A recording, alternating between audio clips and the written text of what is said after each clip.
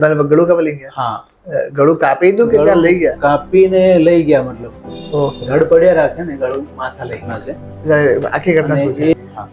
એ duty ફરજ ઉપર હતા અને રાત્રે 2 વાગ્યા પછી તો જે કાશ્મીરના જે લોકો છે ને એમાં ત્યાં આતંકવાદીનો પ્રકોપ ઘણો છે અને ત્યાં એમનું માઇન્ડ ચેન્જ કરતા હોય છે, એનું બ્રેન વોશ કરતા હોય છે. તો એ શું ત્યાં ખરેખર આવી રીતે બ્રેન વોશ કરે છે? અને જો કરે છે તો એની અસર શું પડે છે?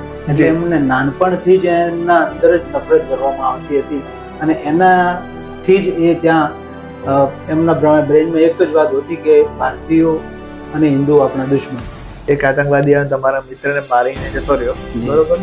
કીધું કે તમારો મિત્ર હતો, તમે તમારી ફિલિંગ કેવી થાય, તમને કેવું દુઃખ થયું? એટલું બધું ગુસ્સો લઈને કે બધા ખુદી જ જો, કોઈ ઓર્ડરની જરૂર નથી, સામે દેખાતા હોય દુશ્મનને પછી પાછા જવું. એ પણ જે બી લોકો શહીદ થઈ જાય છે આર્મીમાં, તો પછી તમે નજીકથી જોયું હશે કે એમના ઘરવાળા પર શું વીતે છે. તો ત્યારે હોઈ શકે છે કે તમે કોઈ બોડી આપવા ગયા હોય તો ત્યારે ઘરવાળાનું રિએક્શન કેવું હોય છે? આર્મી તમે જાઓ એટલે બંકર બની તમે રહેતા હોય છે. બંકર શાના હોય છે? પથ્થરના હોય છે? શાના હોય છે? હા, બંકર પથ્થરના હોય છે. હવે બંકર ઉપરથી તમને એક કિસ્સો કહું કે છે, હું 2017માં સિક્કિમમાં પોસ્ટિંગ હતો અને ડોકલામ વિવાદ કદાચ સાંભળ્યો હશે તમે. જી, એના પછી તમે રિટાયર થયા તો તમે આયા પછી પોતાના ગામે તો તમે રનિંગ સેન્ટર ચાલુ કર્યું હાજી. આજના યુવાનો માટે, જે બી જેને બી આર્મીમાં અને પોલીસમાં જોઈન થયું છે એના માટે, ફ્રી ઓફ કોસ્ટ, બરોબર? ત્યાંનો વિચાર ક્યાંથી આવ્યો? મને પુસ્તકો મળી હોત તો હું ભણી લોત, મને પૈસા મળ્યા હોત તો હું ભણી લોત. મેં કીધું કોઈ ટેલેન્ટ પૈસાના અભાવે રહી ન જવું જોઈએ. લઈને આ લાઇબ્રેરીનો કોન્સેપ્ટ આવ્યો કે આપણે કેમ ના એવા બાળકોને એક પ્લેટફોર્મ એવું આપીએ જે નિઃશુલ્ક હોય, કે કોઈ છોકરું ટેલેન્ટેડ હોય, ગામે ગામેથી આપણે શોધીને લાવીએ અને એને આપણે પ્લેટફોર્મ પૂરું પાડીએ. 21માં અમને બહુ સારી સફળતા મળી. પોલીસમાં એક જ સાથે 21 વિદ્યાર્થીઓ પાસ થયા અને એટલો મોટો પડઘો પડ્યો કે સમાજમાં એક બ્લાસ્ટ થઈ ગયો કે મતલબ આ શું થઈ ગયું. તમારી જે સ્ટોરી છે ને એ સ્ટોરી મને પટનાના પેલા છે ખાન સર એની યાદ આવે છે, કેમ કે એમનો ને તમારું માઇન્ડસેટ એક જ જેવું છે. તે છે ને બધું શોર્ટમાં આવી ગયું છે અને શોર્ટના લીધે માઇન્ડ મેમોરી એ પણ શોર્ટ થઈ ગઈ. જી, બુક વાંચીને તમે મોબાઈલ પર કદાચ બનાવી શકો પણ મોબાઈલ જોઈને કદી બુક નહીં લખી શકો. નમસ્કાર મિત્રો, સ્વાગત છે તમારું મારા ખાસ એપિસોડમાં. એક એવી વ્યક્તિ જે પોતાના જીવન દરમિયાન નાના કામમાંથી નીકળે છે અને આર્મી જવાનું સપનું જોવે છે. એ ઘણી બધી મહેનતથી આર્મી પહોંચે છે, ત્યાં 17 વર્ષ પોતાની સેવા આપે છે અને 17 વર્ષ સેવા આપ્યા પછી એનું રિટાયરમેન્ટ થાય છે અને કારણોસર એ પોતાના ઘરે આવે છે. પણ ત્યાં પણ એમની જે સેવાની જે ભાવના છે એ રૂકતી નથી. કહેવાનો મતલબ કે 17 વર્ષ ડ્યુટી આપ્યા પછી, ત્યાં ઘમાસાન યુદ્ધ કર્યા પછી પાછો ઘરે આવે છે. એના પછી એમને એવું થાય છે કે મારે હજુ પણ દેશ માટે કંઈ સેવા કરવી છે. તો સૌથી પહેલા એ રનિંગ કેમ્પ ચલાવે છે, રનિંગ સેન્ટર ચલાવે છે. ત્યાં આજના જે યુવાનો છે, જે છોકરાઓ છે, જે છોકરીઓ છે, એમને આર્મી અને પોલીસમાં ભરતી કરવા માટે એમને ટ્રેનિંગ આપે છે. ફિઝિકલી ટ્રેનિંગ આપે છે, થિયરિકલ ટ્રેનિંગ આપે છે અને પછી સમય જતા જતા આગળ એક લાઇબ્રેરી બનાવે છે. પોતાના સમાજ પ્રત્યે, પોતાના સમાજના નામથી એક લાઇબ્રેરી બનાવે છે અને ત્યાં નિઃશુલ્ક ભણવા માટે બધાને પ્રેરિત કરે છે કે જે બી ત્યાં ભણવા આવે, આજના યુવાન યુવતીઓ, જે બી છોકરા છોકરી ભણવા આવે એમને એકદમ નિઃશુલ્ક ભણવાનું આપે છે. તો આજે ખૂબ મજા આવશે અને ઘણી સારી વાતો કરીશું. તો પ્લીઝ જોડ્યા રહેજો, એન્ડ સુધી જોજો. રસિકભાઈ નમસ્કાર, welcome to the talk with Dhiren show. કેમ છો? મજામાં સર. હવે જોવા જઈએ તો જે પણ આર્મી વાળા છે ને, અમને એવું લાગે છે કે અમારી તકલીફો ઘણી છે, અમે જે કરીએ છીએ અને અમે જે બી આગળ પાછળ મતલબ જે બી અમારી જિંદગીમાં તકલીફ છે ને, અમને એવું લાગે છે કે ઘણી બધી છે, પણ એ નથી. કેમ કે તમારા જે બી આર્મીમાં લોકો છે ને એમના પ્રમાણે અમારી જે તકલીફો છે ખૂબ ઓછી છે. કેમ કે અમે તો અમારા ઘરના જે આજની જનરેશન છે એ આજના ઘરના કે પોતાની ફ્યુચર માટે ધક્કા ખાતી હોય છે કે કંટાળતી હોય છે ને એમ કહે છે કે અમે ઘણી તકલીફમાં છીએ. પણ તમે આખા દેશ માટે તમે લડતા હો છો, એ જોવા જઈએ તો અમારી તકલીફ પ્રમાણે તમારી તકલીફ ખૂબ મોટી છે. તો સૌપ્રથમ તો અમારો જે આજના યુવા છે એમના માટે જે તમારી સ્ટોરી છે એકદમ પ્રેરણાદાયક છે. તો અમે એમને હજુ સ્ટાર્ટિંગથી આજે એમની વાતચીત રાખી કહીશું. તો સૌપ્રથમ તમે કઈ સાલમાં તમે જોડાયા હતા આર્મીમાં? હું 28 માર્ચ 2003માં આર્મી જોઈન કરી મેં. પછી ટ્રેનિંગ માટે હું હૈદરાબાદ ગયો. 9 મહિનાની ટ્રેનિંગ બાદ મારું પ્રથમ પોસ્ટિંગ પંજાબ ફરીદકોટમાં થયું અને ત્યાર પશ્ચાત અલગ અલગ ક્ષેત્રોમાં હું 17 વર્ષ ફર્યો, જેવા કે પંજાબ, કાશ્મીર, મથુરા, દહેરાદૂન, રાજસ્થાન, એવી વિવિધ ક્ષેત્રોમાં 17 જેવા રાજ્યોમાં મેં ભ્રમણ કર્યું. બરોબર. તો જે બી તમે કીધું કે તમે શું કહેવાય કે કાશ્મીર ફર્યા, પંજાબ ફર્યા, હૈદરાબાદ ફર્યા, ઘણી જગ્યા પર ફર્યા, બરોબર. તો મને એમ જણાવો કે જો જે તમે આજથી 17 વર્ષ પહેલા, એટલે તમે કીધું કે તમે 2003માં તમે જોઈન કર્યું હતું આર્મી, બરોબર. તો જે કાશ્મીરના જે લોકો છે ને, એમાં ત્યાં આતંકવાદીનો પ્રકોપ ઘણો છે અને ત્યાં એમનું માઇન્ડ ચેન્જ કરતા હોય છે, એનું બ્રેન વોશ કરતા હોય છે. તો એ શું ત્યાં ખરેખર આવી રીતે બ્રેન વોશ કરે છે, અને જો કરે છે તો એની અસર શું પડે છે? હા, ત્યાં મેં જ્યારે હું પ્રથમ પોસ્ટિંગ મેં કીધું કે હું પંજાબમાં ગયો, ત્યાંથી મારું સેકન્ડ જે પોસ્ટિંગ હતું એ જમ્મુ પૂંછ રજૌરીમાં થયું હતું. ઓકે. અને ત્યાં એ ટાઈમે 2005 પછીના જે હાલાતો હતા એ ટાઈમનું કહું, અત્યારે તો બહુ સુધારા છે. ત્યારે મતલબ ત્યાં શિક્ષણના નામે એટલે શૂન્ય જ હતું. એમને જે મદ્રેસા વગેરે હોય છે એમાં એમનું શિક્ષણ ચાલતું, અને એ ત્યાં એમને બસ કટ્ટરતા સિવાય કોઈ ભણાવવામાં આવતું જ નહોતું. તો જે નાનપણથી છે ને બાળક કોરી સ્લેટ જેવું, એમાં જે નાખો ને બીજ એ જ પનપે. એટલે એમને નાનપણથી જ એમના અંદર જ નફરત ભરવામાં આવતી હતી, અને એનાથી જ એ ત્યાં એમના બ્રેનમાં એક જ વાત હતી કે ભારતીયો અને હિન્દુ આપણા દુશ્મન. બરોબર. અને કંઈક ઇફેક્ટ જોવા મળી બાળકોના અંદર કે ત્યાંના જે બી ત્યાં રહેવાસી હતા એમાં કંઈ ઇફેક્ટ જોવા મળે કે એ લોકો કઈ હદે નફરત કરતા, પછી કઈ રીતે કંઈક હુમલો કરતા કે એવું કંઈ આતંકી કંઈ ફેલાવતા? હા, એ અમારે એ ટાઈમે જ્યારે મતલબ કોઈ ફૌજી ગાડી એમના શહેરી વિસ્તારમાં નીકળતી તો એના પર પથ્થરમારો કરવો, ફૌજી કોઈ બજારમાં ઊભા હોય તો એને સાથે મતલબ મિસબિહેવ કરવો, અમાનવીય વ્યવહાર કે ને, એના સિવાય મુલ્કે કોઈ પણ હદે એની ખરાબ શબ્દો બોલીને અથવા મતલબ એને છેડીને અને એને તિરસ્કાર ભર્યા શબ્દોથી એનું પેલું કરવાનું. બરોબર. તો પછી તમે કીધું કે એના પછી ઘણો સુધાર આવ્યો, તો એ સુધારની શરૂઆત ક્યાંથી થઈ? હા, સુધારની શરૂઆત અમે ગયા પછી મતલબ 2006 પછી લગભગ ઘણો બધો સુધાર આવ્યો. ભાજપ પાર્ટીની જો મોદી સરકાર, ભાજપ સરકાર આવ્યા પછી. ઓકે. એના જે એક પહેલું જ જેવા અહીંયા પ્રધાનમંત્રી મોદી બન્યા હતા એ વર્ષથી જ સમજો કે પરિવર્તન શરૂ થઈ ગયું હતું. ઓકે. અને એ સારી રીતે, ના કે કટ્ટરતાથી નથી. એ સરકારમાં એમની સાથે એવા સારા એક મિશન ચલાવવામાં આવ્યા કે જે ત્યાંની લોકલ પબ્લિક આર્મીથી કે જે ગવર્મેન્ટ એમ્પ્લોય છે એમની સાથે કનેક્ટ થાય, એમને જાણે.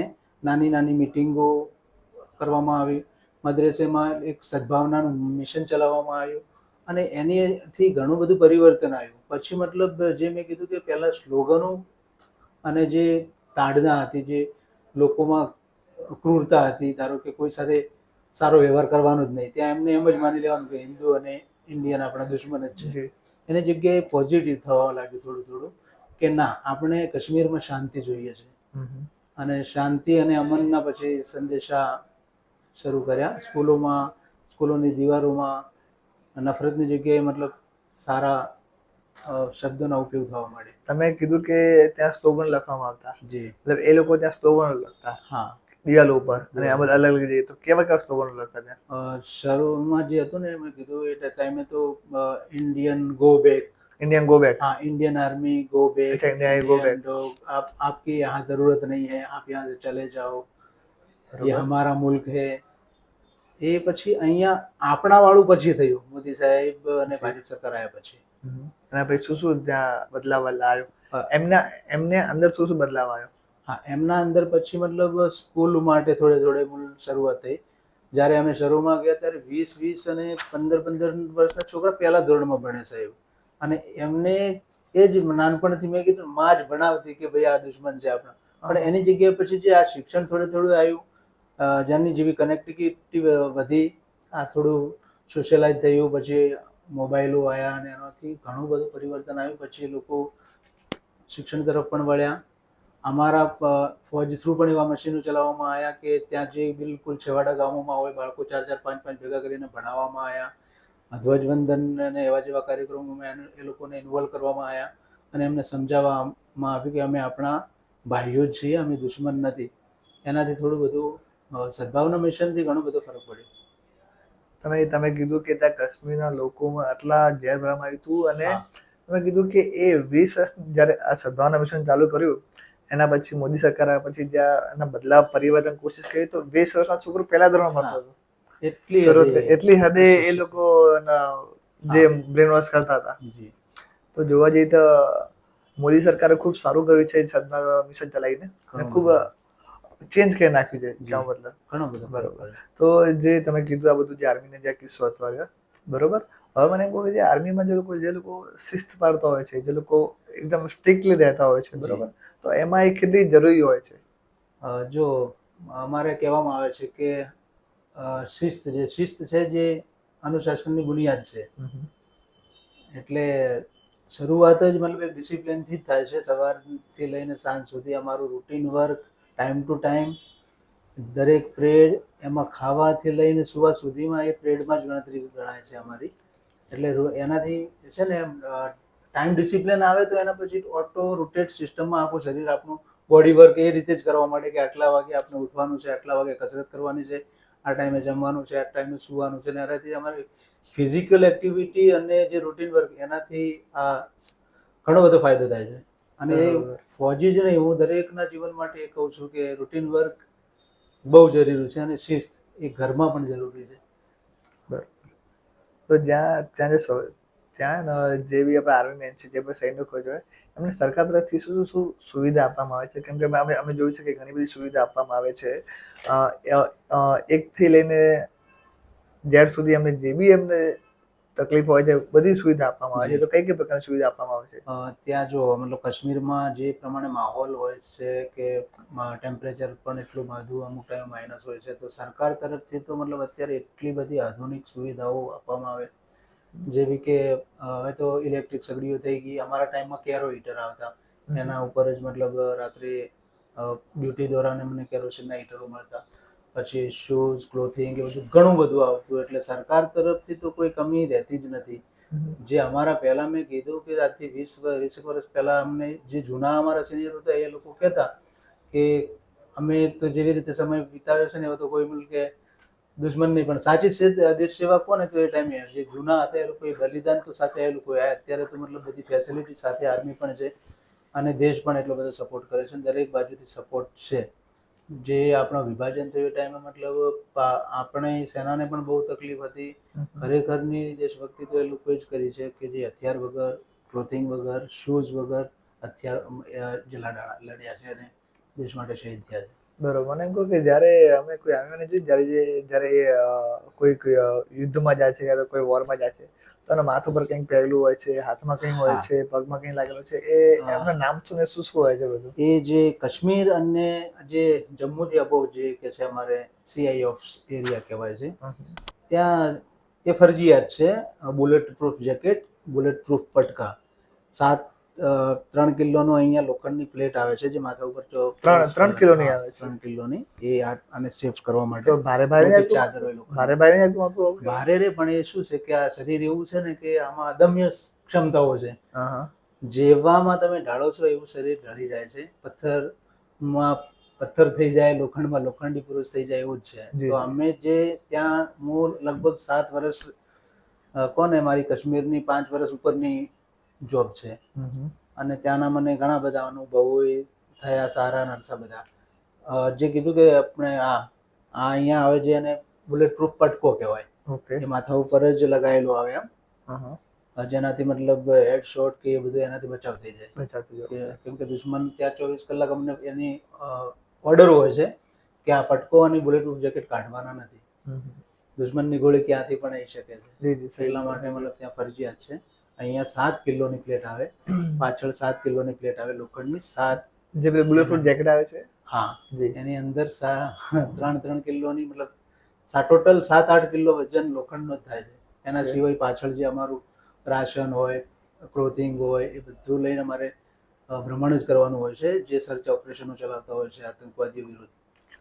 તો મને એમ કહો કે જ્યારે તમે કીધું કે આટલું બધું વજન લઈને ફરતા હોય છે, તમે કીધું પ્લેટ અને માથામાં પેલું, પછી બેગ્સમાં અમુક ઘણી બધી સુવિધાઓ, હથિયાર અને રાશન ને બધું, ખાવા પીવાનું જમવાનું બધું હોય છે, તો ટોટલ વજન કેટલું લઈ ફરતા હોય છે? ટોટલ દરેક સોલ્જર જોડે 22 કિલોથી 25 કિલો સુધી વજન થાય છે. 22 કિલો એટલું 25 કિલો. પોતાનું શરીર અને 25 કિલો વજન શરીર ઉપર લાદી અને પર્વતારોહણ કરવાના હોય છે બધા. બરોબર. અને ત્યાં માઇનસ ટેમ્પરેચર છે, ઓક્સિજન પણ ઓછું છે, છતાંય મતલબ અમારે ત્યાં મેં કીધું ને કે શરીરમાં એટલી ક્ષમતાઓ છે, અમને ત્યાં જઈને ખબર પડી કે હું પોતે મતલબ 24 કલાક સુધી ખાધા પીધા વગર પહાડોમાં ભટકેલા છીએ. અને ક્યાંક ભટકી જઈએ કે એટલો મોટો એરિયા છે ક્યાંક ખોવાઈ જઈએ તો એ પોતે આત્મનિર્ભર કેવી રીતે જીવવાનું છે, કેવી રીતે બચીને આવવાનું છે, એ આર્મી ઘણું બધું શીખવી જાય છે. બરોબર. જી. જે હિસાબે તમે બોલ્યા કે એ ત્યાં આર્મીનું રહેવું અને એટલું વજન લેવું એ ખરેખર અમને ખબર નહીં હતું કે એમના શરીરમાં કેટલી તાકાત છે. બરોબર. પણ જે આર્મી વાળાની જે મિત્રતા છે ને એ નોર્મલી મિત્રતા આખી અલગ હોય છે. તો ત્યાંની ફ્રેન્ડશિપ કેવી હોય છે, કેવી મજા આવે છે તમે જ્યારે ભેગા સમજી લો કે ક્યાંક ગયા હોય ક્યાં પછી આર્મી વાળાનું ઈચ્છા થાય તો ભેગા રમી લે, ગાઈ લે, નાચી લે, એ બધું કેવું હોય છે ત્યાં? જો દરેક રાજ્યોમાંથી આખા દેશમાંથી કોણે કોણેથી એક સોલ્જર ત્યાં ભેગા થતા હોય છે જે ભારતીય સેનામાં મતલબ વિવિધ ક્ષેત્રોથી જ આવેલા હોય છે. તો કોઈના મૂળ સગાવાલા કે એવું તો કંઈ હોતું નથી. એટલે જે પણ છે અહીંયાથી ભલે ને સાઉથમાંથી હોય તો એ મારો ભાઈ છે, યુપીમાંથી છે તો મારો ભાઈ છે. ત્યાં મતલબ ભાઈચારાની એકતાથી જ અમે બધા સાથે રહેતા હોય. સગા ભાઈથી પણ ઘણો ભાલ હોય છે અને એકબીજા માટે મરી પરવારવાની તો હોય જ છે, કેમ કે એક જ છત નીચે એક જ અમારું જે પ્લાટૂન હોય એમાં સીધા એક જ સાથે સુવાનું હોય છે બધાનું. કાશ્મીરમાં કેમ કે એટલી બધી ફેસિલિટી પહાડોમાં બંકરો બનાવીને રહેવાનું હોય એટલે અમારે જે પ્લાટૂન હોય નાના નાના એને અમને 15-15 એવા વિભાજન કરીને અમને બેરીકો આપેલી હોય છે. તો એની સાથે અમે સાથે જ રસોડું બનાવવાનું, સાથે જ સુવાનું ને સાથે જ એટલે એટલો બધો ભાઈચારો ગાઢ થઈ જાય છે. અને શિસ્તની મેં વાત કરી જ લીધી તમને કે એ રીતે અમારું ડિસિપ્લિન ને એ બધું પરફેક્ટ હોય છે. તો એવી મિત્રતા થઈ જાય છે ને કે જ્યારે કંઈક એવા ઇન્સિડન્ટ થઈ જાય છે, હું મારો જ કિસ્સો કહું કે અમે કાશ્મીરમાં શ્રીનગરમાં જ્યારે કુપવાડામાં હું CI ઓપ્સમાં 3 વર્ષ માટે પોસ્ટેડ હતો. તો ત્યાં રોજ અમારે કામ આવ્યું કે સર્ચ ઓપરેશનમાં જવાનું. અમારી બટાલિયનનું અમારું ગ્રુપ હતું, એમને ક્વિક રિએક્શન ટીમમાં હતા અમે, જે અમારા પ્લાટૂનના કર્નલ સાહેબ અને લેફ્ટનન્ટ કર્નલ સાહેબ એમના CO પ્યોરિટી અને 2IC પ્યોરિટી કરીને એના પ્લાટૂન હોય 2 એમ, અને એક ઘાતક પ્લાટૂન હોય છે. આવા વિભાજન કરેલા દરેક પ્લાટૂનોના કે ક્યાં શું થાય તો કઈ ટીમ જલ્દી પહોંચે ને એ રીતે બધું. તો ત્યાં અમારા સાથે એવું એક ઇન્સિડન્ટ પોસ્ટ ઉપરથી સમાચાર મળ્યા કે ત્યાં રાત્રે અટેક થયો હતો અને આવું થયું છે. અમારા સાથી 1-2 શહીદ થઈ ગયા છે અને એમની સાથે બર્બરતાથી એમના માથા કાપી ગયા છે. ગળું કાપી લઈ ગયા? હા, ગળું કાપી દીધું કે ત્યાં લઈ ગયા? કાપીને લઈ ગયા, મતલબ ધડ પડ્યા રાખે ને ગળું માથા લઈ ગયા.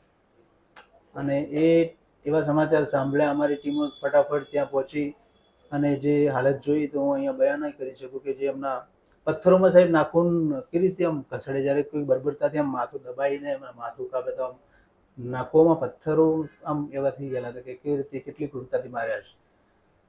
એનાથી અમારી બટાલિયનમાં આખો મતલબ એટલો બધો આક્રોશ થયો એ દિવસે. અમારી આખી બટાલિયનમાં મતલબ કોઈએ ખાધું નહીં. આમ તો મેં કીધું કે શિસ્તમાં અમારે પછી ભલે ને કે ગમે એટલા શહીદ થાય કે ગમે એટલા દુશ્મનો મારીને લઈને આવો, પણ ડિસિપ્લિન આર્મીમાં એ જ એક વસ્તુ છે કે ઓર્ડર ઉપર જ ચાલવાનું હોય છે અને એમાં અમારી આંખોમાં આંસુ ના આવવા જોઈએ એવું અમને એ કે ગુસ્સે કો પાલના શીખો.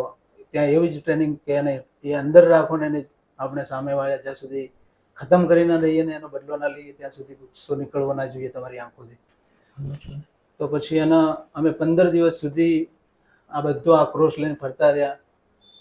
રૂટીન વર્ક બધું ચાલતું હતું એમ ચાલતું થયું ને પછી ઓપરેશનો થયા વધારે થોડા સક્રિય અને અમારા 2 જણ શહીદ થયા હતા. પણ અમે સામેથી જ્યાં સુધી 5 લઈને ના આવ્યા ને એ બટાલિયનની વચ્ચોવચ હેડક્વાર્ટરમાં સીધા એના બિછાઈ દીધા ને ત્યાં સુધી અમારી બટાલિયને કોઈ સેલિબ્રેશન નહોતું કર્યું. ત્યાર પછી મતલબ કે હવે આપણે શહીદોને હવે આપણે બદલો લઈ લીધો છે.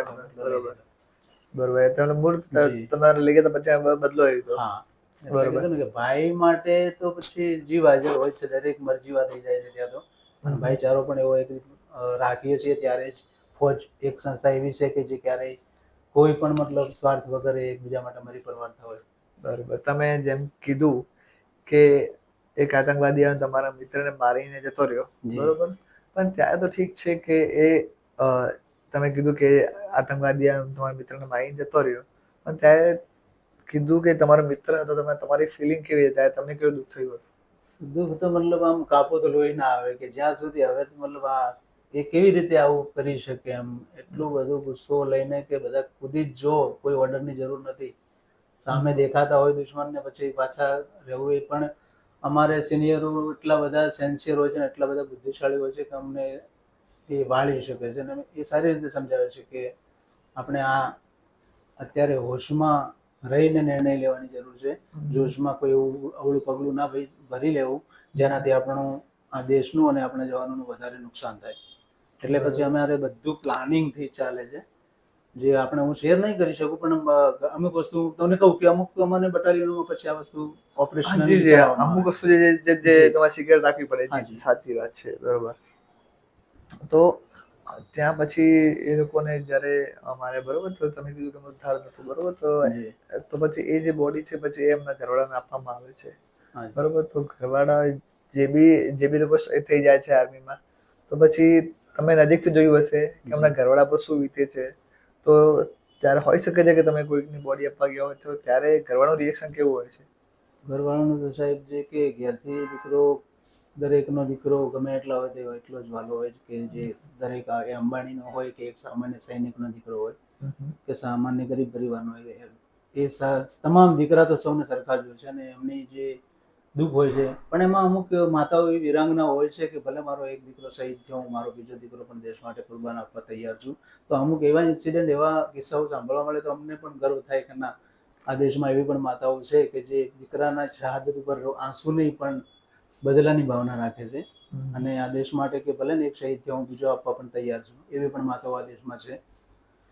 તો આવા કિસ્સા મારી સાથે 2 થયેલા. પુંછ રજૌરીમાં પણ સેમ આવું ઘટના થયેલી કે જે પોસ્ટ ઉપર હું 13 મહિના રહી અને હું અમારે પોસ્ટો શું છે બદલાવવામાં આવે દરેક દરેક, કેમ કે જે ફિક્સ કીધું કે ડિસિપ્લિન વાળી વસ્તુ દરેક જગ્યાએ લાગુ પડતી હોય છે કે અમને જે બંગરો ફિક્સ આવેલા હોય ત્યાં પછી આપણે રોજ રહેતા હોય, ડ્યુટી આપતા હોય અને સૂતા હોય. એટલે જો લગાતાર વધારે સમય રહેવામાં આવે એટલે ત્યાં પછી માણસ લેઝી થઈ જાય, આળસી થઈ જાય કે અહીંયા તો કોઈ થવાનું નથી, કંઈ આવવાનું નથી. પણ એવું થતું નથી.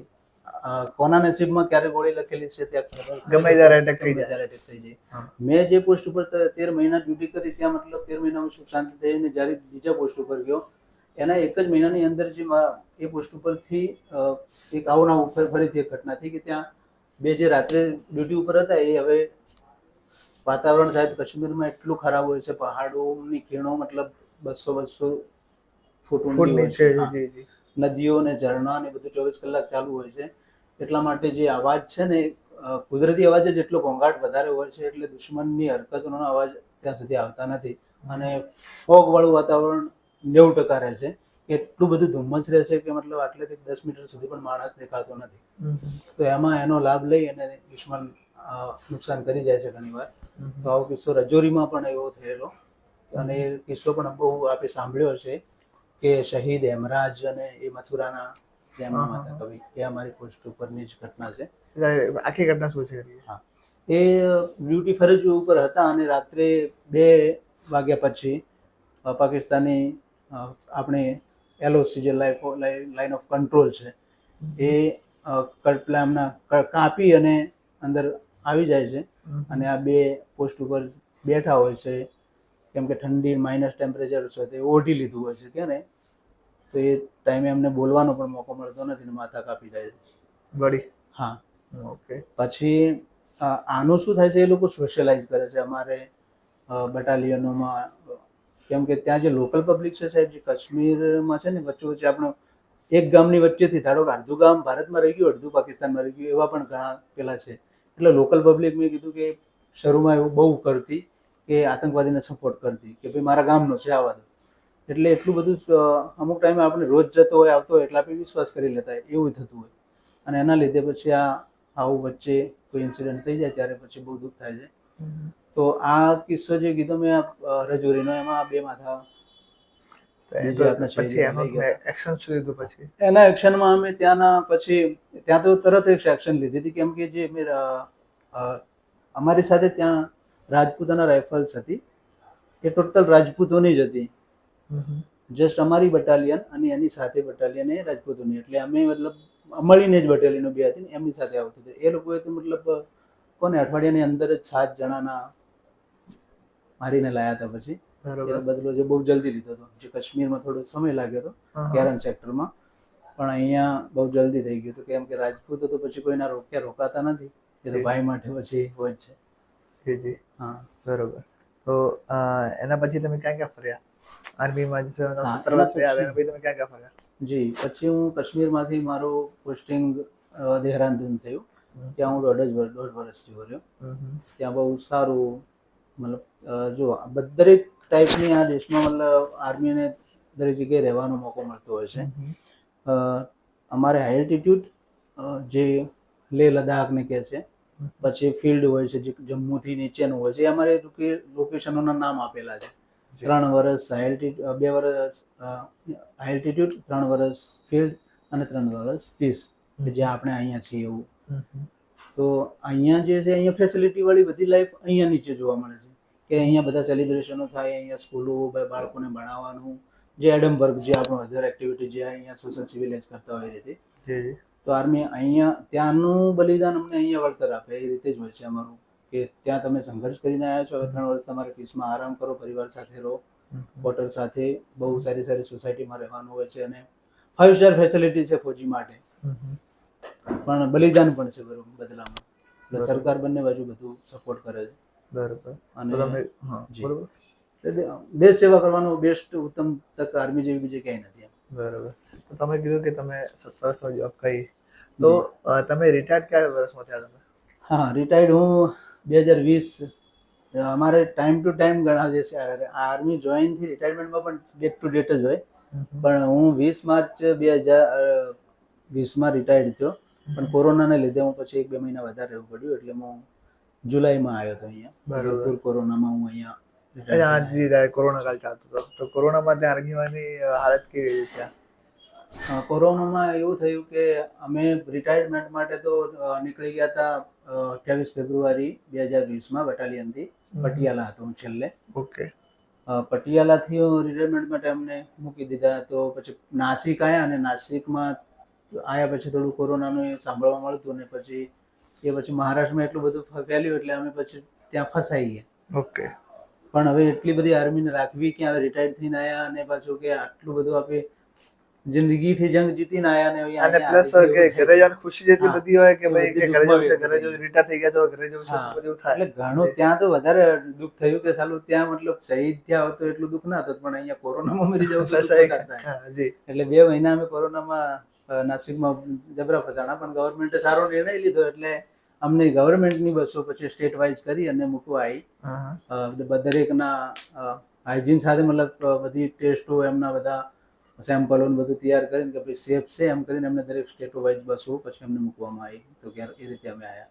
બરોબર. અને આવ્યા પછી અહીંયા તો ભરપૂર કોરોના હતો જ, એટલે હું પોતે પણ 14 દિવસ ક્વોરન્ટાઇન થયો. પછી મેં કીધું બહારથી આવ્યા ત્યારે તો અહીંયા કાયદો હતો કે ગુજરાત બહારથી કોઈ પણ આવે તો એને ક્વોરન્ટાઇન થવું. મેં સરકારનો સાથ આપ્યો, ગામનો સાથ આપ્યો, હું ક્વોરન્ટાઇન થયો. પછી પરિવારમાં થોડું કોરોનાનું પેલું થયું, મમ્મી પપ્પાને થયો, પછી મને પણ થયો. આપણે ટેસ્ટ કરાયા એટલે જાણવા મળ્યું કે તમને કોવિડ પોઝિટિવ છે. તો હું તો હાર્યો નહોતો, પણ શરીર તો પછી આખું વાઇબ્રેટ કરતું. માતા પિતાને જોઈને મને પછી રહેવાયું ના, કીધું હું પડ્યો રહ્યો તો આ બધા મરી જશે. પછી મા બાપને પછી ઇલાજ કરાયો, રિકવર થયા, પછી હું પણ ઠીક થયો. અને એનાથી જ પછી મેં કીધું હવે આપણે ભગવાને મોકો આપ્યો છે, આ જિંદગી બરબાદ ન થવી જોઈએ, અને કંઈક સેવામાં લગાડીને સારું કરીએ. મેં આવ્યા પછી 2-3 મહિના એક ત્યાં જ મેં કીધું કંઈક ધંધો કરશું એમ, દુકાનનો બધું સેટઅપ કરીને જ રાખ્યું હતું. પણ ભગવાનને કંઈક બીજું મંજૂર હતું કે આવ્યો એટલે કોરોનામાં ફસાઈ ગયો. પછી એ જ દુકાનમાં મેં દર્દીઓના બિસ્તર લગાવી દીધા સાહેબ. સ્વખર્ચે મારા 7 ખાટલા જૂના ડીસાથી ખરીદીને દુકાનમાં કોવિડ કેર ચાલુ કર્યું. અને ત્યાં ડૉક્ટર રાકેશ પટેલ હતા, એમનો બહુ સપોર્ટ મળ્યો. અને ત્યાં ખબર પડી કે અહીંયા સારી સેવા થાય છે. અને હું સાહેબ 24 કલાક પછી સેવામાં લાગી ગયો કે મારો પરિવાર સેફ થઈ ચૂક્યો છે, એમને ઘર મૂકી ચૂક્યો છું. હવે બીજા પરિવારની જવાબદારી મારી, કેમ કે દેશ ભાવનાથી જોડાયેલો હતો. પછી અહીંયા સમાજ સેવાનો કદાચ કુદરતે મોકો આવ્યો, ભગવાને બચાવીને મૂક્યો છે, કદાચ કોકને બચાવવા મૂક્યો છે. એ રીતે જ મેં કોવિડ કેર જુનાડી સાથે ચાલુ થયું સાહેબ. એટલી સફળતા મળી, લોકોની આશાઓ બંધાણી, એટલા રિકવર થયા. પણ ત્યાં સચવાણું નહીં એટલું મોટું થઈ ગયું તો અમે એક સિસ્ટમ બનાવી હતી સાહેબ, એક સિલિન્ડર ઉપર 11 માસ્ક ઓક્સિજન માસ્ક ચાલુ કર્યા હતા ઓહો. એક પાઇપલાઇનમાં, કેમ કે ઓક્સિજનની બહુ અછત હતી. પણ કુદરતની મહેર હોય ત્યાં બધું મળી રહે છે, લોકોનો સાથ સહકાર મળ્યો. ઓક્સિજન પણ અમને પછી એક ઢુવા કોવિડ કેર નામનું એટલું મોટું હોસ્પિટલ બન્યું કે ત્યાં ઓક્સિજન અમે નક્કી કર્યું ઓક્સિજનના લીધે કોઈ મરવું ના જોઈએ, જી. અને સફળતા એ બહુ મળી. જૂના ડીસાથી પછી અમે ઢુવા લોક નિકેતન હાઈસ્કૂલમાં આખું કોવિડ કેર શિફ્ટ કર્યું. ત્યાંથી એમના સંચાલક જે કિરણભાઈ કરીને હતા એમને બહુ સપોર્ટ કર્યો, મશીનો, મેડિસિન્સ, એવું આખી લોક નિકેતન સંસ્થાએ ખૂબ આપ્યું. ડૉક્ટરો જોડાણા મારી સાથે 6 થી 7 જણા, અને 600 બેડની કોવિડ કેર અમે ઢુવામાં ચાલુ કરી, નિઃશુલ્ક ભોજન, જમવા સાથે, અને ગામે પણ બહુ સપોર્ટ કર્યો એમાં, અને સફળતા પણ બહુ મળી. બરોબર.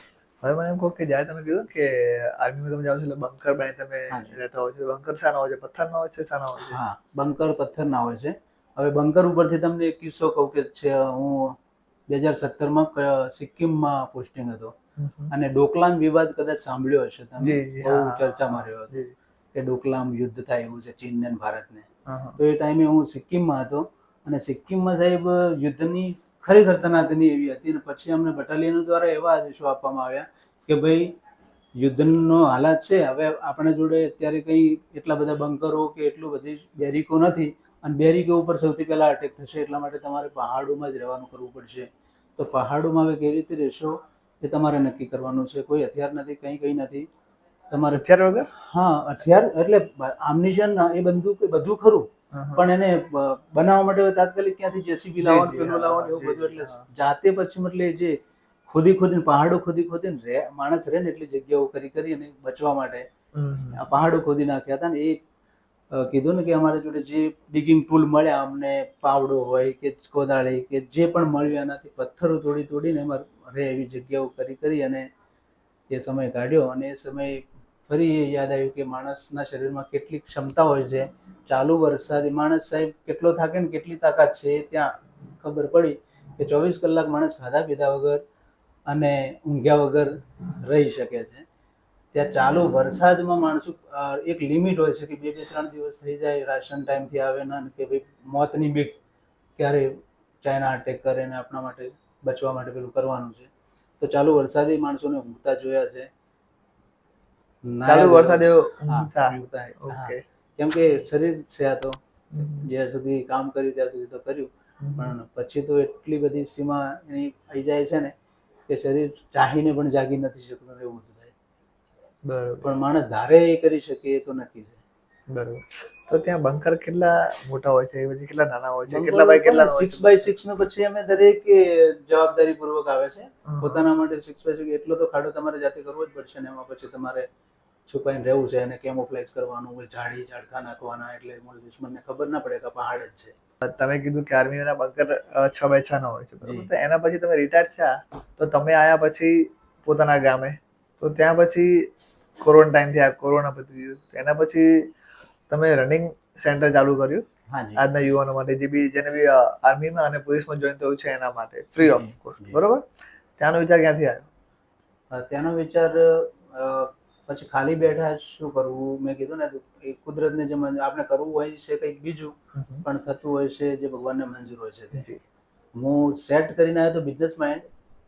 મેં રિટાયરમેન્ટ પહેલા 4 દુકાનોનું સેટઅપ કરી દીધું હતું. 4 ભાઈઓ માટે વ્હીકલ અને દુકાનોનું સેટઅપ પહેલા કર્યું. પછી મેં કીધું મારી જોડે ટાઈમ છે ને મારે પેન્શન જીવન જરૂરી છે જ, એટલે કીધું આપણે કંઈક સેવા કરીશું. તો મેં મારું પણ ફિઝિકલ સચવાઈ રહે અને મારામાં જે છે હું બાળકોને આપી શકું એ માટે કરીને મેં મારી સ્કૂલમાં રનિંગ ગ્રાઉન્ડ, એક બાળકો જે સ્પર્ધાત્મક પરીક્ષાઓ ત્યારે police physical, forest physical, army physical માટે જે દોડતા હતા એમના માટે મેં ચાલુ કર્યું. તો એમાં શરૂમાં 5 થી લઈ અને 150 સુધી પછી મને સંખ્યા જોડાઈ, કેમ કે નિઃશુલ્ક હતું અને સર્વ સમાજ માટે, તમામ સમાજના દીકરા દીકરીઓ માટે ફ્રી ટ્રેનિંગ સેન્ટર ચાલુ કર્યું હતું. તો એમાં પણ મને બહુ સફળતા મળી.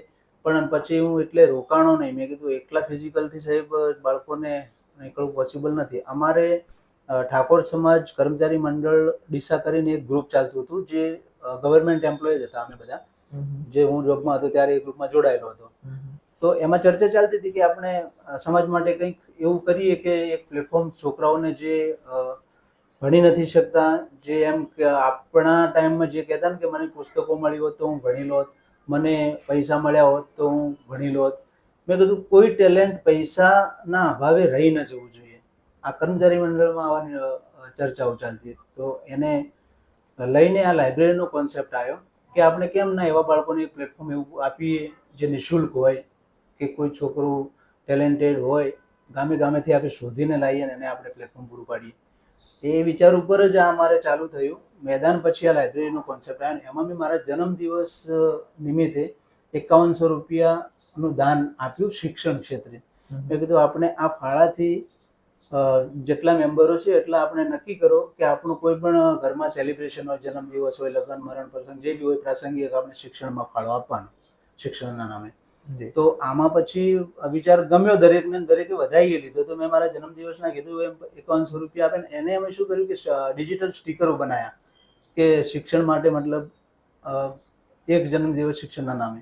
અચ્છા. હા. એને પછી દરેક અમારા કર્મચારીઓએ અને ગામે ગામ થોડું થોડું પછી અમને એમાં પ્લસ થયું કે આ વાત સાચી છે, મુદ્દો સારો છે અને બાળકો માટે સારું છે. તો પછી અમારી જોડે 70 તો મેમ્બરો અમારા ગવર્મેન્ટ એમ્પ્લોય તરત જ જોડાઈ ગયા હતા.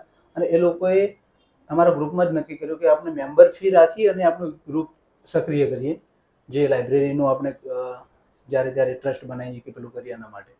તો અમે મેમ્બર ફી 1000 રૂપિયા રાખી અને આ ચાલુ કર્યું. એટલે અમને તરત જ 70,000 અમારા ઇન્સ્ટન્ટ મતલબ આવી ગયા હતા એક મહિનામાં. તો એ ફંડને લઈને અમે કીધું આપણે રાહ નથી જોવી, પણ વચમાં એ કીધું કે કોરોના કાળ હતો એટલે અમે થોડું નિર્ણય જલ્દી ના લઈ શક્યા. પણ કોરોના કાળમાં અમે રોકાણા નહીં. મેં કીધું આને પડ્યું તો નથી રાખવું આપણે ફંડ. અમે કોરોના કાળમાં પાટણથી સેકન્ડમાં અમે ફર્નિચર, ખુરશીઓ અને ટેબલો બાળકો માટે ખરીદી લીધા. પણ અહીંયા પરમિશન એ ટાઈમે કંઈ મળે એવું નહોતું ને કોવિડ દિશામાં પણ ભરપૂર હતું. એટલે અમે એક અમારા સમાજના ગોડાઉનો હતા એક ભાઈના, તો એમાં અમે આ સામાન ભરાઈ દીધો. મેં કીધું આપણે જ્યાં ખુલે ત્યાં સુધી તમે આને સાચવો. તો એમને પણ કે સમાજનું છે ને, સમાજ માટે તમે આટલું બધું કરવા માગો છો તો હું ફ્રીમાં મારી દુકાનમાં આ બધું સામાન રાખી દઈશ. એમને રાખ્યો. 2 મહિના પછી થોડું આ કોરોનાનું શાંત થયું અને પછી અમે ભાડાની લાઇબ્રેરી, ઠાકોર સમાજ લાઇબ્રેરી બિઝનેસ વર્લ્ડમાં શરૂ કરી. જી બિઝનેસ વર્લ્ડમાં શરૂ કરી. એટલે શરૂમાં તો નહીં, નેતાઓને, આગેવાનોને થોડો વિરોધ પણ દર્શાવ્યો કે તમે કરો તો છો પણ ભણવા છોકરાઓને ક્યાંથી લાવશો. મેં કીધું આ સારું કામ તો કદી ઊભું રહેતું નથી, આવી જશે. સવાલ પણ એમાં વ્યાજબી અચાનક મતલબ થાય ને કોઈ, આ તો સમાજમાં પાછી શિક્ષણની ભૂખ બિલકુલ નહીં એ ટાઈમે તો. અને આ આગેવાનો ગેરમાર્ગે દોરવાનું કામ વધારે કરે પાછા. પછી આમાં અમે તો ટકી રહ્યા. મેં કીધું અમે છીએ અને થશે ત્યાં સુધી કરશું. તો ચાલુ કર્યું. એટલે શરૂમાં જ અમારે 4-5 છોકરા જોડાણા અને થોડે થોડે એને સારી રીતે સજ્જ કરતા રહ્યા. ઓફિસ પણ બનાવી અને 50 સીટિંગની લાઇબ્રેરી પણ અમે ચાલુ કરી. તો એમાં થોડે થોડે સંખ્યા અમને મળતી ગઈ. 5 થયા, 10 થયા, 15 થયા અને 1 મહિનાની અંદર સાહેબ 50 સ્ટુડન્ટ અમારા જોડાઈ ગયા. હવે અમને ઉલટી ચિંતા એ થવા મળી. પહેલા એમ હતું કે છોકરા ક્યાંથી આવશે, પછી હવે કે આટલા રાખશું ક્યાંથી. સમાજનું કરીને ચાલુ કર્યું છે, હવે ના કોને પાડીએ. તો બધાને પ્રશ્ન મૂક્યો કે આવું તો કઈ વાંધો નથી, આપણે ફાળો વધારી દઈશું. પછી અમે એક બીજી સિસ્ટમ ચાલુ કરી કે આપણે આજીવન ફાળો કરીએ. જેટલા ગવર્મેન્ટ એમ્પ્લોય છે ને, દર મહિને આપણે પગાર પેન્શનમાંથી 200-500 રૂપિયા આપણે કરીએ. આપણે સમાજ જોડે અત્યારે તો કંઈ કરવું નથી, સફળતા મળશે તો કરીશું. તો આ અમે સિસ્ટમ ચેન્જ ચાલુ કરી કે આપણે રૂટીન જે નિભાવ ખર્ચ છે દર મહિનાનો, એ આપણે આ ચેનથી કદાચ થઈ જશે. અને થયું પણ એવું કે મેમ્બરો પણ અમારા વધતા ગયા. કીધું તું 70થી શરૂ કર્યું હતું, પણ અત્યારે મારી જોડે 370 ગવર્મેન્ટ એમ્પ્લોય જોડાણા એમાં. અને એ અત્યારે પણ ચાલુ છે. જે ચેન સિસ્ટમ મેં કીધી, એ પેન્શન અને પગારમાંથી લોકો ફાળો આપે જ છે. બરાબર. ત્યાં ને ત્યાં પછી અમે કીધું ને 50થી ફરીથી બીજી 70ની કેપેસિટી વાળી દીધી. 150ની સીટિંગ અમે ત્યાં બિઝનેસ વર્લ્ડમાં કરી. એ પણ ભરાઈ ગયું અને 2021માં અમને બહુ સારી સફળતા મળી. પોલીસમાં એક જ સાથે 21 વિદ્યાર્થીઓ પાસ થયા ને એટલો મોટો પડઘો પડ્યો કે સમાજમાં એક બ્લાસ્ટ થઈ ગયો કે મતલબ આ શું થયું એમ. મતલબ રનિંગમાં અને બંનેમાં. બરોબર. અને એટલે 21 દીકરા દીકરીઓ જ્યારે ડીસા તાલુકાના આમ ઠાકોર સમાજમાંથી પહેલી વાર ક્યારેય આવો ભડકો થયેલો ને એનો પછી બહુ પોઝિટિવ મેસેજ ગયો કે આ કર્મચારી મંડળે કંઈક કરી બતાવ્યું. કંઈક કરી બતાવ્યું. હા, અને એનું અમે સેલિબ્રેશન પછી ભુવન મુકામે રાખ્યું કે આ દીકરા દીકરીઓનો આપણે સન્માન સમારોહ રાખીએ, જેથી સમાજને પણ ખબર પડે કે આ ક્ષેત્રે આપણે કામ કરવા જેવું છે. જી. તો એ વિદ્યાર્થીઓનો અમે જે ગવર્મેન્ટમાં લાગ્યા હતા એમનો અમે વિદ્યાર્થી સન્માન સમારોહ ભુવનમાં રાખ્યો અને સમાજ આગળ વાત મૂકી કે જો આ એક વર્ષમાં મતલબ આટલા દીકરા દીકરીઓને અમે લગાડી શકતા હોય તો સમાજ સપોર્ટ કરે તો આટલો મોટા તાલુકામાં શું ના થઈ શકે. અમે અત્યારે ત્યાં 21,000 ભાડું ચલાવતા હતા, 26,000 ટોટલ, સોરી 11,000 નાનાનું અને પેલાનું બંનેનું કરીને અમે 26,000 ભાડું આપતા હતા. જી. તો એ સમાજ આગળ વિચાર મૂક્યો કે સમાજ જો અમને સપોર્ટ કરે તો એ 21,000 અમારા દર મહિને બચશે કે જે ભાડામાં જતા રહે છે. અને જો વધારો પેલું થાય તો સમાજનું થાય તો સમાજને ઘણું બધું અમે આપી શકીએ. સમાજે ત્યાં મતલબ સ્વીકારી લીધી આ વાતને અને સમાજે તરત જ પહેલા જ વર્ષે અમને 1 મહિનાની અંદર 15 લાખ રૂપિયા તો ત્યાંનો ત્યાં જ ફાળો થઈ ગયો હતો. કંઈક સારું આપણે લઈને નહીં કે સત્ય લઈને તમે નીકળો ને તો દુનિયા તો સ્વીકારવા બેઠી જ છે. રાઈટ. અને અમને બહુ મોટી સફળતા મળી એમાં. સમાજે સપોર્ટ કર્યો અને અત્યારે સાહેબ અમારે જે નવા બસ સ્ટેન્ડની સામે આપી છે કે ઠાકોર સમાજ લાઇબ્રેરી, એ જગ્યા તમારી પોતાની છે? અમારી પોતાની અમે લીધી. તમારા સમાજની પોતાની સમાજની 44 લાખમાં અમે એક કાચું લીધું હતું, એના પછી ઉપર માળ બીજો તૈયાર કર્યો. અત્યારે ટોટલ 1 કરોડની પ્રોપર્ટી અને 136 દીકરા દીકરીઓ ગવર્મેન્ટ જોબમાં લાગી ચૂક્યા છે. તમે જે ભણવાનું ચાલુ કર્યું રનિંગ પોઈન્ટ અને પછી ફિઝિકલી અને મેન્ટલી તમે જે ભણવાનું ચાલુ કર્યું પછી તમે લાઇબ્રેરી બનાવી એમાંથી 136 લોકો દીકરા દીકરીઓ પોલીસમાં આર્મીમાં જોડાઈ ચૂક્યા છે. બરોબર. હાલની તારીખમાં તમારી ત્યાં સંખ્યા કેટલી છે? અત્યારે 200 દીકરા દીકરીઓ રેગ્યુલર છે અમારી જોડે. લાઇબ્રેરી રોજ રીડિંગ કરવા વાળા. જી.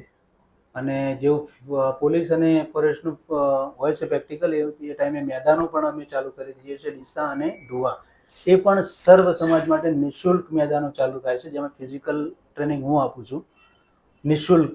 કોઈ પણ રિઝલ્ટ હોય 100%. એટલે જે ડીસા તાલુકામાં ઘણી એકેડમીઓ છે, પેડ એકેડમીઓ છે, લાઇબ્રેરીઓ છે, એ ચિંતિત છે કે અમને શું કરે છે એવું, પણ અમે કંઈ કરતા નથી. માત્ર મતલબ છે ને કે જે આપણા જોડે છે એ પીરોસીએ છીએ.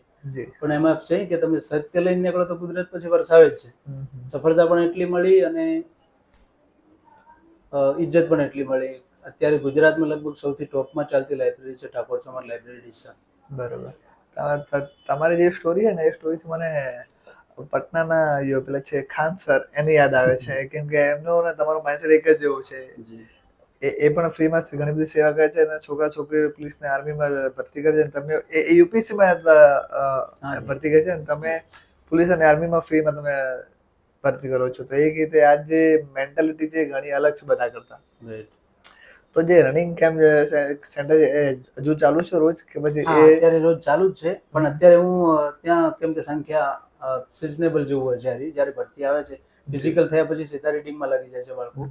એટલે અત્યારે અગ્નિવીરોની બેચ ચાલુ છે, એટલે અગ્નિવીરો દોડવા આવે છે 15 અને બાકી જે જીડી વાળા છે અમુક દોડે. બાકી જે શરીરની ચિંતા વાળા તો એમ રોજ આવે છે. એટલે રોજ અડધો કલાક મેં કીધેલું જ છે કે એવું નહીં કે ભાઈ પેલું દોડવાનું હોય તો જ દોડવાનું. આખો વર્ષ શરીરમાં તમે અડધો કલાક કસરત કરી અને વાંચો તો સારું જ રહેશે. બરોબર. હવે જે આ મેન્ટાલિટી છે ને કે લાઇબ્રેરી ખોલીને વાંચવું, એ વાંચવું એ જે માઇન્ડસેટ છે એ જ આવે કે જે કોઈ વાંચે ત્યારે. તો તમને વાંચવાનો શોખ કેટલો એમાં? એ લાઇબ્રેરી કર્યા પછી મેં ત્યાં જ મતલબ મારો પૂરો ટાઈમ આપવાનું નક્કી કર્યું કે અને નહીં કે માળી વગર બગીચો સુકાઈ જાય એવું હોય છે. એટલે મેં કીધું અહીંયા રહીશ તો કંઈક પરિણામ સારું મળશે. તો ત્યાં ખાલી તો બેસી ના રહેવાય. તો મને આમ તો આર્મીમાં અમે ડ્યુટી ઉપર વાંચતા જ એવી વાંચવાની આદત મારે આર્મીથી જ પડેલી. અને અહીંયા પણ પછી મેં પુસ્તકો સાથે જોડાણો, વિદ્યાર્થીઓ સાથે જોડાણો. એટલે જેવામાં આપણે નહીં કે જેવા એટલે પછી શિક્ષણ સાથે જોડાણો તો પછી શિક્ષણ વાળી વાત, પછી આર્મી વાળી બધી ઓછું થયું અત્યારે અને શિક્ષણ પ્રત્યે વધારે લગાવ થઈ ગયો. એટલે પુસ્તકો ત્યાં પણ હું બેઠો બેઠો ઓફિસમાં વાંચતો જઉં છું અને છોકરાઓ માટે પણ દેખરેખ રહે. એટલે એમને રહે કે સાહેબ બેઠા છે એટલે એમને બીજી એક્ટિવિટી ફાવે નહીં. બરોબર. તમે કઈ કઈ તમે જે પુસ્તકો છે એ વાંચી લીધી છે આજની તારીખમાં અ, અને એમાં શું શીખ્યું શું? મેં જો શરૂ તો આમ કે ને ભગવદ્ ગીતાથી જ થાય છે. આપણા ધર્મ પ્રમાણે કોને આમે એનાથી સારી કોઈ પુસ્તક નથી ને એનાથી પેલું. પણ બીજી અમુક જે મને ઇન્સ્પાયર કરે એવી 2-4 બુકોના નામ લઈશ કે જે મને ચેન્જ કરવામાં એમની અહમ ભૂમિકા છે. એમાં મેં ભગવદ્ ગીતા પછી રિચ ડેડ પુઅર ડેડ વાંચી હતી. મેં પંજાબમાં પોસ્ટિંગ હતું ત્યારે. તો એનાથી મને મતલબ ફાઇનાન્શિયલ સમજ બહુ પેલી મળી કે પૈસો કમાવો અને બચાવવો અલગ અલગ વસ્તુ છે. તો એ એક સજેસ્ટ કરીશ હું દરેકને કે રિચ ડેડ પુઅર ડેડ છે. પછી આપણે એક સિંહ પુરુષ વાંચી હતી હમણાં જ કહું. એનાથી પણ ઘણી બધી જે ક્રાંતિકારી વિચારો તો મારા હતા જ. અને એ પછી આપણે સાયકોલોજી ઓફ મની. સાયકોલોજી બની. હા જી. તો 4-5 બુકો છે. The secret. હાજી. એ અમુક 5 બુકો મને બહુ ગમી હતી. પછી વિંગ્સ ઓફ ફાયર છે જે અબ્દુલ કલામ. ધ સિક્રેટમાં શું હોય છે એમાં? ધ સિક્રેટમાં એવું છે કે તમે આ દુનિયામાં કંઈ પણ એવું નથી કે જે તમે ના મેળવી શકો, અને તમે જે વિચારી શકો તે પામી શકો છો. એના પછી અબ્દુલ કલામ વાળી કે વિંગ્સ ઓફ ફાયર, આપણે આગનપંખ. બરોબર. તો એ એમની જીવાલિકા ઉપર બહુ સારી બુક છે. ને આપણે જે આ ધર્મમાંથી એનાથી પરે થઈને અમુક પુસ્તકોમાં ખરેખર આપણે જ્યારે વાંચીએ ને ત્યારે ખબર પડે છે કે માણસો કેટલા સારા છે. એક પુસ્તક તમને આખા જીવનનો સાર આપતી જાય છે. એટલે અમુક પુસ્તકો વાંચવી જોઈએ. અને એમને જાણ્યા સિવાય આપણે અમુક તો નહીં હિન્દુ મુસ્લિમમાં પડી જાય છે. વિંગ્સ ઓફ ફાયર વાંચો તો તમને એ ક્યાંય તમને એ વસ્તુ નહીં દેખાય કે હિન્દુ મુસ્લિમ. અબ્દુલ કલામ જે આપણા પ્રેરણા કહી શકાય. અને દરેક સ્ટુડન્ટ માટે એક વાંચવા માટે હું તો કહું છું કે આગનપંખ એકવાર જરૂર વાંચજો. કે જીવનમાં એક સામાન્ય ઘરથી નીકળી અને એક ધ ગ્રેટ સાયન્ટિસ્ટ સુધીનો સફર છે, બહુ સારી છે એમની. તો એ પણ વાંચવાનું કહીશ. આજના યુવાનો શા માટે વાંચવું જોઈએ? કારણ શું છે એમને? સાહેબ, આજના યુવાનો માટે તો હું ખાસ એમ કહીશ કે અત્યારે જે છે ને બધું શોર્ટમાં આવી ગયું છે. અને શોર્ટના લીધે માઇન્ડ મેમોરી એ પણ શોર્ટ થઈ ગઈ છે. જી. જે તમે આખો દિવસ શોર્ટ વિડીયો સ્ક્રોલ કરો છો એમાં એ અત્યારે કેવું આખી પુસ્તકો હોય કે મૂવી હોય કે એને શોર્ટ કરવાના પ્રયત્નો છે. પણ એનું પરિણામ વિપરીત છે સાહેબ. જે શોર્ટ છે ને એ અધૂરું જ્ઞાન છે. કેમ કે ક્લેરિકલ એમાં નથી હોતું. ક્લેરિફાઈ નથી કરી. એમાં અત્યારે જેટલા કાંડ થાય છે, કોને જેટલા કિસ્સાઓ બને છે, જે અમુક બહુ નાની ઉંમરોમાં બને છે કે મા બાપ સાથે ઘણા એવા કિસ્સા બની જાય છે કે જે આપણે અમે બયાન કરવા જઈએ તો બહુ લાંબુ પડી જાય. હાલમાં જે ચાલી રહ્યું છે એ પ્રમાણે જ કહું છું. તો એનાથી દૂર રહી અને પુસ્તકો તરફ પ્રેરાવાની જરૂર છે અત્યારે. કેમ કે જે બુક્સ આપશે ને આ દુનિયામાં કોઈ વસ્તુ નહીં આપી શકે. બુક વાંચીને તમે મોબાઈલ કદાચ બનાવી શકશો, પણ મોબાઈલ જોઈને કદી બુક નહીં લખી શકો. વાહ વાહ, જોરદાર. એટલે આ વસ્તુ માટે કહીશ કે જે હાથમાં પુસ્તક પકડી લીધું એની ક્રાંતિ જરૂર થશે. બાકી મોબાઈલ તો નાશવાળ છે. બરોબર. જો આજની જનરેશનમાં જો કોઈને આર્મીમાં જોઈન થવું હોય ત્યારે તમે શું સલાહ આપવા માંગશો? શિસ્તથી શરૂ થાય અને શિસ્તથી જ પૂરું કરીશ. કેમ કે જે તમે પરિવારમાં મા બાપથી લઈ અને નાના વડીલો જે બી પરિવારમાં છે એનાથી શરૂ કરો. મા બાપની આજ્ઞાનું જે પણ કે એની આજ્ઞાનું પાલન કરો. એનાથી તમારામાં ઘણી બધો ફરક પડશે. મા બાપ એ જ ભગવાન. એમનાથી શરૂ કરો. મા બાપ કે એ જ કામ કરશો તો તમે જીવનમાં કદી પાછા નહીં પડો. કેમ કે કોઈ મા બાપ અને શિક્ષક એક એવા છે જે એ જ ચાહે છે કે તમે એમનાથી આગળ વધો. બાકી આ દુનિયા બધી પાછળ ખેંચવાવાળી જ છે. એટલે એમને અનુસરી અને બીજું જોઈ અને બીજું પુસ્તક. સારામાં સારું દુનિયામાં સૌથી સારો મિત્ર હોય તો પુસ્તક.